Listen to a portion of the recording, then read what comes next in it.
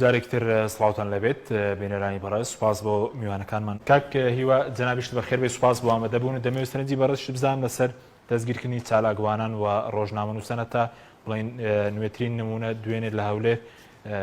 شێروانی ڕۆژنامە نووس دەستگیر کراوە هەروە لە دۆ بڵین دەستگیرکردنی چالاکوانان هەیە داخستنی نووسینگەی کەناڵەکانی شێ بۆ نمونە کەناڵێکی وەکو NRT. سلااو لە بەڕێستان سلااو لە پەیمان خان و بینەرانی تەلەڤیزیۆنەکەتان لە ڕاستیە ئەوەی لە هەرێمی کوردستان ڕوودەدا یعنی لە پەیوەست بە ئازادی ڕادەربڕین زەحمەتە ئێمە بتوانین دای ببڕین لە با بڵێن کۆی سیستەمی سیاسی لە هەرێمی کوردستانە بەپێ و بە دوواداچۆنانەی لە ڕاستیەوە بەپێ ئەو ئەشرانەی کە لەبەردەستنەوە بەپێ ئەو پێوەرانی کە بۆ ینی قیاسکردنی دەسەڵات و شێوازی بەڕێوەبردن و مۆدیلی حکومڕانی هەیە ئەوەی لە هەرێمی کوردستان ڕوودەدا هەرێمی کوردستان ڕوبەڕووی قەیرانێکی گشتگیری سیاسی ئابووری و بەڕێوەبردن و کۆی مۆدیلی حکومڕانی ڕوبەڕووی ئەم قەیرانە دەبێتەوە ئەوەی پەیمان خان لە ڕاستیەوەتی من دەتوانم بە جۆرشتر باسی بکەمیش ئەوەیە کە ئەم قەیرانە کە چەندین ساڵە هەرێمی کوردستان لە دەرنەچووە لە قەیرانی سیاسی و قەیرانی بەڕێوەبردن و کە دەتوانین ناوی قەیرانی ئابووری و کە دوازار دەتوانین ناوی لێ بنین قەیرانی با بڵێن ئەم مۆدێلە لە حکومڕانی کە ڕۆژ بە ڕۆژ لە ڕاستی ئەمانە تەراکوم دەکاتن و لێکەوتەکانی لەسەر ژیانی خەڵک دەبێت بێگومان خەڵکی کوردستان ڕازی نابێ بەم دۆخە لە بەڕێوەبردن کە ڕۆژ بە ڕۆژ ئەوەی پەیوەندی بە مافە سیاسیەکان و سیاسی و مەدەنیەکانەوە هەبوو بینیمان چۆن مامەڵەی لەگەڵ کرا یعنی چەمشی دیموکراسیەت بەو ئاراستەیە کە چڕکرایەوە لە دیموکراسەتی سیاسی و دیموکراسەتی سیاسیش بەم مۆدێلە لە بەڕێوەبردن لە 4 ساڵ جارێک هەڵبژاردن کە لە ڕاستیە هەر بەشداری نەکردنی زۆرینەی خەڵکی کوردستان لە هەڵبژارنەکانی ڕابردوو هەر لەو کاتە لە ڕاستیە خەڵک یعنی بەجێ لە جۆرەکان مەسجی خۆی گەیاندە دەسەڵات کە ئەم بەشێک نییە و ئەو ڕۆڵی نییە لە یعنی ئەم ڕازی نییە لەم جۆرە بەڕێوەبردنەوە دەرئەنجامی باڵێن هەڵبژاردننی ئەو برادرانش کە بەدەستیانە دەرچوو ئێستاەوەی ئەوان لە ڕاستیە کەمینەن نەک زۆرینەن خاڵی دوام ئەوەیە کە ئەم قەیرانە لە ئاستا ئابوووریەکەی کاتێک قوڵترە بێتەوە و کاریگەری ڕۆژ بە ڕۆژ یعنی لەسەر ژیان و کۆی گشتی یعنی زۆرینەی خەڵکی کوردستان لە کرێکاران و لە فەرمانبەران و لە هەموو ئەوانەی بەتایبەتی موچەخۆرن و ئەوانەی ینی پیشەوەرن و کار دەکەن و لە قوتابیانی زانکۆ پەیمانگاکان کە دەرەچن تەنانەت لەو گەنجانی کە هیچ شادەیەکیان نانتوانیوە بخوێنن هەموو ئەوانە لە ڕاستی ڕوبەڕووی ئینتیهاکی گەورە دەبنەوە ئەمانە یعنی کارگەیشتەوەی کە ئاستی دەخلی تاک داببەزێ ئەمە لە ماوەی چەند ساڵی ڕابردوو ناویان لێنا کۆمەڵی گۆڕانکاری لە سیاسەتی ئابووری لە ڕاستیە کە سیاسەتی ئابووری بە ئاراستەی سیاساتی نیولبرالیزم بوو تەوان کە باز لەم مۆدێلە لە سیاساتی ئابووری دەکەین ئێمە باشە زین ئەمە لە ڕاستی ئەم مۆدێلە نییە کە لە وڵاتانی خۆرئاوا لە هەشتاکان بە دواوە کە دەستیان پێکرد بێگومان تێکەڵاوە لەگەڵ تایبەتمەندی ئەم جۆرە لە بەڕێوەبردن کە من ناوی لێ دنم حکومڕانیەکی ئۆلیگاریشی کە ئەمان لە ڕاستیە بازاڕیشان داگیر کرد ئەمە وای کرد ئەم دۆخە لە ڕاستی خەڵک ناڕازی دەرببڕێەوە خەڵک تێگەویشت کە تەنیا یعنی پاڵ بداتەوە لە 4 ساڵ جارێک هەڵبژاردن یعنی ئیرادەی خۆی یعنی تەسلیمی پەرلەمان بکە هیچ لە قەزیەکە ناگۆڕێ باشە کاکیوە و بە تێگەیشتن من و ئەمە تێگەیشتنێکی دروستە و دەرکەوت بەرەوە ئەوە ڕۆیشت کە خەڵک بیر بکاتەوە کە ڕاستەوخۆ بێ بشارەکەی بڕیاری سیاسی بکە ئەویش دەربڕینی ناڕزایەتیە دەربڕینی بیرڕایە ئێمە بیرمان نەچێت لە ڕاستیە سەرەتایی ترین مافەکانی مرۆڤ کە بە پێی جارنامەکانی مافی مرۆڤ ئەوەی پێی دەوترێت جارنامەی گردردونی ئازادی ڕادەربڕین سەرەتایی تری مافی مرۆڤە و بە پێی ئەو ئیتیفاقە نێودەوڵەتیانەی کراوە ئیشی هیچ دەسەڵاتێک نییە لە ڕاستیە کە بیدا یا بیسەنێتەوە و ئەگەر سەیری دەستوری عێراقیش بکەین و سەریان دێ لەو با بڵێن بەڵگەنامانە بکەین کە لە هەرێمی کوردستان کە بنیادی یاساییان هەیە ئیشی دەسەڵاتەکانی هەرێمی کوردستان ڕێخستنی ئەم مافانەیە ڕێخستنی خۆپیشاندان بۆ نمونە ڕێخستنی یاسای ڕێخستنی کاری ڕۆژنامەوانی و یاسای مافی بەدەستێنانی زانیاری هەموو ئەمانە لەم بابەت ئەم دەسەڵاتە دراوەتە حکوومەت ڕێکی بخە بەداخەوە ئەمە ینی سەرەتا ئینتیاچی گەورە لە ڕاستی بە قانون کرا تا تێپەڕی ئەوەی کە ئەوەی جەنابەت وتر لە شاری ئەولێر و لە دهۆک و پێشتریش لە ناوچەکانی تر لە هەرێمی کوردستان بینیمان کە چی ڕوویدا بەمانای کەلیمە لە ڕاستی ئەوەی ڕوودەدا دەرئەنجامی ئەو قەیرانە گشتگیریەیە کە لە هەرێمی کوردستان دروست بووە و دەسەڵات پێی وایە لە ڕێگای ئیجراعاتی ئەمنی یعنی ئەگەر موچە نادا و مەعاش نادا و هەرێمی کوردستان ڕوبەڕووی قەیرانی کردوتەوە لە کاتێکە خەڵک خەریکی تێکۆشانە بۆ بەدەستێنانی مافە ئابووری کۆمەڵایەتیەکان ئەم لەولاوە لە ڕاستی هاتووە ئازادی ڕادەربڕینیش با بڵێن یاساغ دەکاتن من پێم وایە ئەمە لێکەوتەیە واتە ئەم دەسەڵاتە کاتێ مۆدێلەکە یعنی ڕوبەڕووی شکستی گەورە دەبێتەوە و ڕۆژ بە ڕۆژ بەردەوامبوونی لەسەر حیسابی مافە سیاسی و مەدەنیەکانە ڕۆژێ موچە دەبڕێ و ڕۆژە لە ڕاستی ڕۆژی دواتر لە ڕۆژنامەنووس دەگرێ ڕۆژی پێش ئەوە کەناڵی ڕاگەیاندن دادەخا و چە ڕۆژش پێشتر بینیمان کە هیچ خزمەتگوزاریی لەسەر خەڵک نێشت ئەوە بوو باز و سەرانە و کۆمەڵی لەم بابەتانی لەسەر خەڵک زیاد کرد لەم لاوە کەرتەکانی گشتی کە مڵچی خەڵکە دەیدات بە کۆمپانیەکانی خۆی ئەمە لە ڕاستی مؤشرە کە ئەم دەسەڵاتە ڕوبەڕووی قەیرانی گەورە دەبێتەوە بارەت بەوەی کە جەنابەت پێت وایە ئەوەی کێستا لە کوردستان دەگوزارێت لە دەستگیرکردنی ڕۆژنامەنووس لە دۆخی ئابووری هەموو پەیوەندی بە قەیرانی سیاسی و بە سیستەمی سیاسی وەیە سیستەمی سیاسی لار وڵاتێک چ جۆرێک بێت ئەو لێکەوتانەی لێ دەکەوێتەوە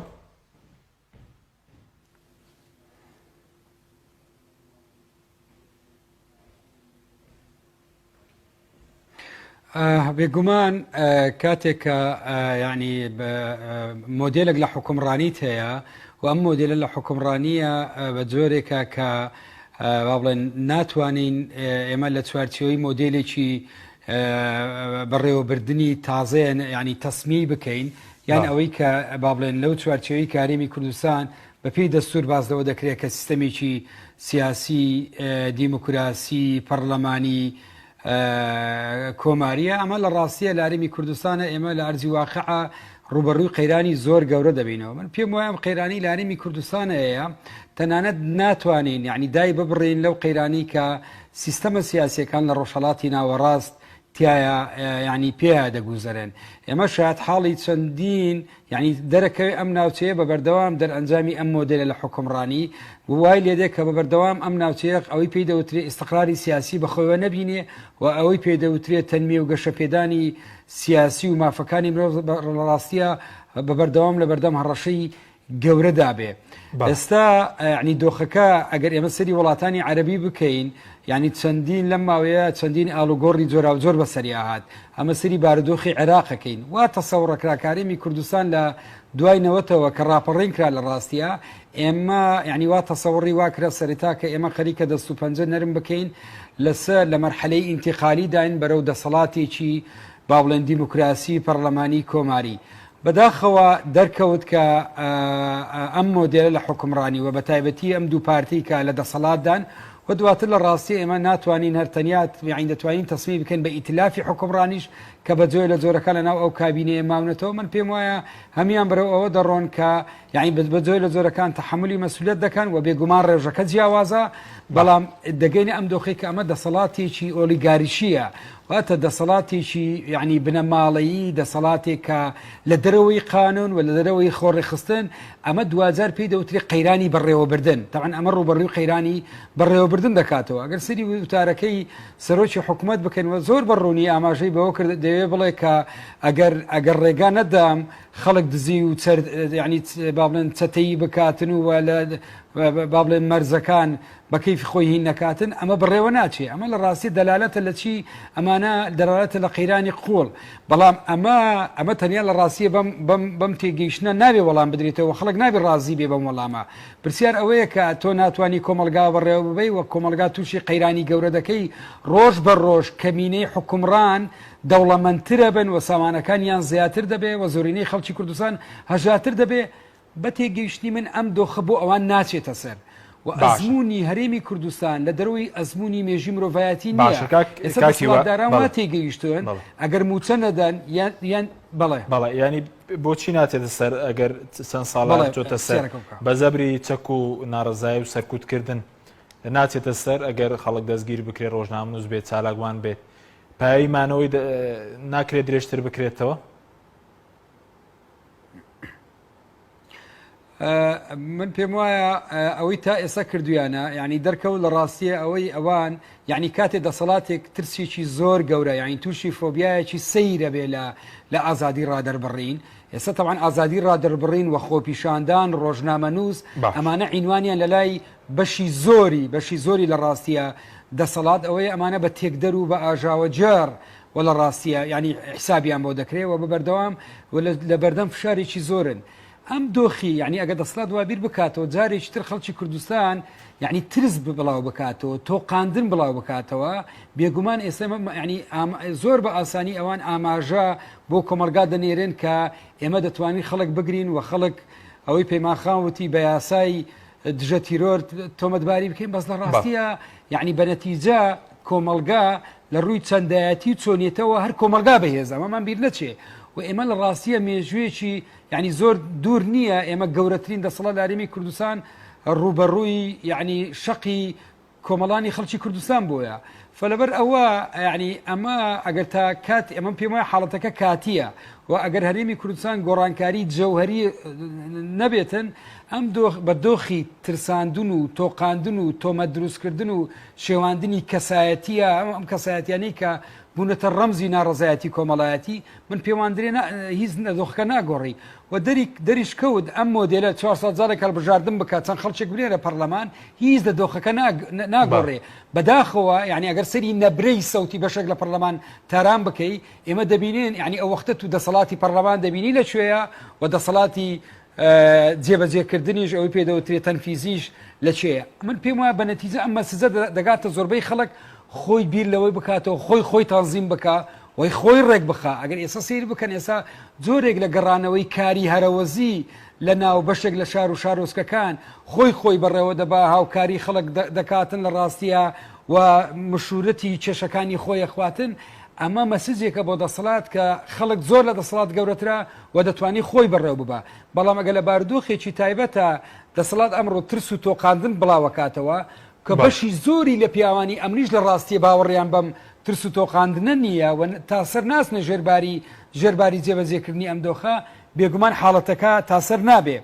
ئەوەی بەداخەوە لە ناو هەندێک لە وەزارەتەکان یعنی ئەمە هەر پێوەست بە ئازادی ڕادەربڕین من پێم وایە ئێستا کاک حەچیم ینی بابەتێکەیە لە هەرێمی کوردستان هەمومان دەبێ ینی بجەوهری لەسەری بوەستین دەژیرکردنی چەند ڕۆژنامەنووسێک لێرە و لەوێ هەر قەزیەکە ئەوە نییە ئێستا یعنی بەجددی شارەکانی هەرێمی کوردستان بە جۆرێ لە جۆرەکان خنکێنراون و زیندانیەکی گەورە دروستکراوە ڕێ بە هیچ خۆپیشاندانێک نادرێ بە تایبەتی لە هەولێر و لە دهۆک لە شوێنەکانی ترش لە ڕاستیە تام ئاستەر ڕێگەیان پێ دەدرێ کە کاریگەری لەسەر دەسەڵات دروست نەکەن کە کاریگەری لەسەر دەسەڵات دروستکرا ئەوە بینیمان لە ڕانیە چەند کەس گیرا و لە سلێمانی گیرا و کەناڵەکانی ڕاگەیاندن چ زۆرێکیان تووشی چ دۆخێک بنەوە ئێستا ئەوەی پێدەوتری ئازادی ڕادەڕڕین لە هەرێمی کوردستان لە بەردەم هەڕەشەیەکی گەورەدایە و ئەمە ئەوەی پێدەوترێ تەمەن کە باز لە ئازادی ڕادەربڕین دەکەین ئەمە عینوانێکی فراوانە بەڵام دوجار مەسلەی خۆپیشاندان و ڕادەربڕین دەگرێتەوە و مافی کاری ڕۆژنامەوانی دەگرێتەوە و مافی بەدەستێنانی زانیاری دەگرێتەوە تەنانەت ئەوەی پێدەوترێت پرۆلالیزمی سیاسی فرەیی سیاسیش لە ڕاستیە بە تێگەیشتنی من لە بەردەم هەڕەشەیەکی سیاسیە تا ئەو ئاستە هێزە سیاسیەکان قوبڵ کراوە تا لە ڕاستیە بەدڵی ئەو مامەڵە بکە کاتێک کە بە جۆرێشتر مامەڵە دەکە ڕوبەڕووی دۆخێکی تر دەبێتەوە ئەم پرسا بە تێگەیشتنی من دەبێ وەکو پرسێکی گشتی و خەمی گشتی وەربگیرێ سپاس دەکەم بگەڕێم بۆ لای بەڕێز سەبارەت بۆی کە وتت هێز بڵین لایگەلە ئەی بۆ ناتوانرێ خۆپیشاندانێکی سەرتاسەری بکرێ بۆ موچە دژی ئەوانەی کە بۆ ئازادکردنی ئەوانەی کە دەستگیر کراون بۆ ئەوەی کە هیچ بڵێن ڕێگریش بکرێت لە گواستنەوەی هەموو کەرتە خزمەت گوزاریەکان بۆ کۆمپانیا حیزبیەکان من پێم وایە لە مێژوو ئەگەر سیر بکەین زۆربەی ئەم خۆپیشاندانانەی کە کراوە یعنی لەحزەیەک هەیە ساتێک هەیە لە ڕاستی ئەم ساتە هەمیشە ساتێکی نامەعلوم بووە و هەمیشە لە دۆخێک بووە کە کەم جار ڕەنگە هەندێ ینی ئیندیکەیتەر و ئەوەی پێدەوتری ئاماژە موئەشر هەندێک جار هەبێت و لە ڕێگای ئەوەوە خوێندنەوە یان ئەوەی لە چوارچێوەی سۆسیۆلۆژیای سیاسیەوە باز لە یعنی ڕۆڵی هێزە کۆمەڵایەتیەکان و هێزەکانی بەرەمێنان و مووقعی دەسەڵات و و ئەو پەیوەندی لە نێوان با بڵێن هێزە کۆمەڵایەتیەکان و دەیبەستێتەوە لەگەر دەسەڵاتە ئەوەی کە ینی ئەو جزئی لە علمی اجتماعی علمی اجتماع کە پەیوەندی بە سۆسیۆلۆژیای سیاسی وەیە ڕەنگە هەندێک جار ئێمە بەشێک لەو با بڵێن ئاماژانە هەست پێ بکەین ببینین بەڵام هەمیشە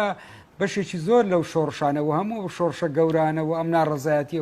و مێژووی حرەکاتی احتجاجی هەمیشە بەم ئاراستەیە بووە کە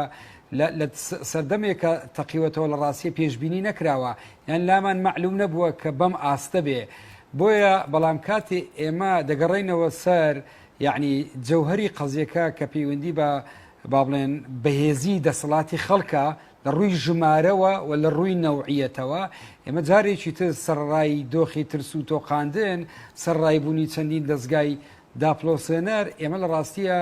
یعنی سەرڕای داخستنی زۆرێک لەم دەرگانەی کە هەندێک زار ئومێدی تێدابینی بەڵام چەندین پەنجەری ترەیە کە ئێمە بتوانین ئومێدی گەورەی تێدابینین بۆیە من پێم وایە ئەوەی پێدەوترێ بزوتنەوەی ناڕەزایەتی یعنی حرەکەی احتیجاجی لە کوردستانە و ئەم حرەکەیە چەندین ئاڵوگۆڕی بەسەردا خۆیان بینیوە ئەم حرەکەیە ئەگە لە سەردەمەیەکە زیاتر حرەکەیەکی مەطلبی بێ بەڵام دواتر سەردەکێشەوە کاتێ تێ ئەگا لە ڕاستیە تێگە کە مەسلەی چاکسازی لەم مۆدلە لە حکومڕانی گەیشتووە بە بنباست و ئەمەی دەکرێت یعنی خولانەوەی لێک بازنە و قەزیەکە چۆن دەستکاری بکەی زیاتر لە ڕاستیە بۆنی دێ و بۆگەنی کردووە لەبەرەوە خەڵک خۆی سەبر ئەزمونونەکە و دەسەڵاتیش لە ڕاستیە کاتێ دەگاتە قەیران خۆشی نازانی چۆن مامەڵە بکاتن و ئەگەر سیر بکەی یعنی سەیری مامەڵەی دەسەڵات بکەی لەم دۆخەی ئێستاە و ئەم یعنی کاتێ دەڕوا بۆ پەرلەمان بۆ بەم شێوازە ستافی حکوومەت دەڕوا بۆ پەرلەمان و بەم شێوازە وەڵامی با بڵێن دەنگە ناڕەزایەتیەکان دەدرێتەوە و زۆر بەڕوونی بە خەڵک دەڵێ کام حکوومەتە بۆتە وەزیفەی ئێستا حکوومەت بە دیدی من و بە جۆی لە جۆرەکان خۆ قسەکانی سەرۆکی حکوومەتی جووا بوو بڵتی ئێمە حکوومەتی حیمایەکردنی کۆمپانیاکانین لە ڕاستیە و حکوومەتی پاراستنی کەرتی تایبەتی لە کوردستانە و هەمومان دەزانین کەرتی تایبەت لە کوردستان لە ناو دوو کەوانە کە ئێمە باز لە خەسخەسە شەکەین باز سیستەمی سەرمایه‌داری شەکەین لە ڕاستیە بۆ پێوەرێک ئەوان باوەڕیان پێێتی ئەوەی هەرێمی کوردستان ئەمەش نییە لە ڕاستیە وەکو باسم کرد ئەمە ڕەنگە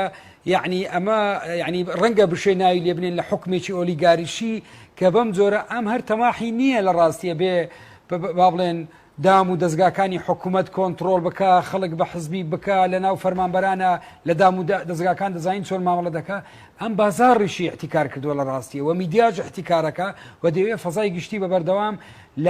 لە دەروی شەرعیەتی با بڵێن لە دەروی گەمەی دیموکراسیەتە احتیکار بکە لەبەرەوە دەسڵاتیش خۆی لەوەها دۆخێکە کە تووشی قەیران دەبێ ئێستا ئێمە باش ئەم ئاماژەن دەبین کە دەسڵات سری لێشێواوە و نازانی چۆن تەعامل بکە و هیچ پرۆژەیەکی بۆ چارەسەر نییە لە ڕاستیە بە نەتیجە ئەمە سەبر ئەم تێکۆشانەی خەڵکیش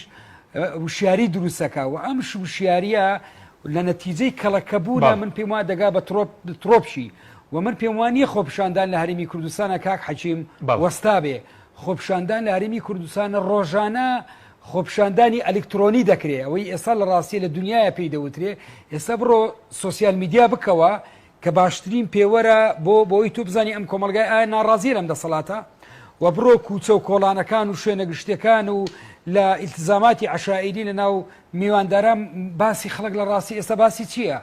باسی خەڵک باسی دەسەڵاتە و ئێستا بەجۆی لە جۆرەکان خەڵک تێگەویشت دەرچوو لەم تێگەیشتنی لۆبراڵی کە پێی وابێ سیاستکردنی نخبەیە خەڵک تێگەیشت لە ڕاستیە سیاستکردن کاری هەموو ماڵێکە و کاری هەموو خەڵکێکە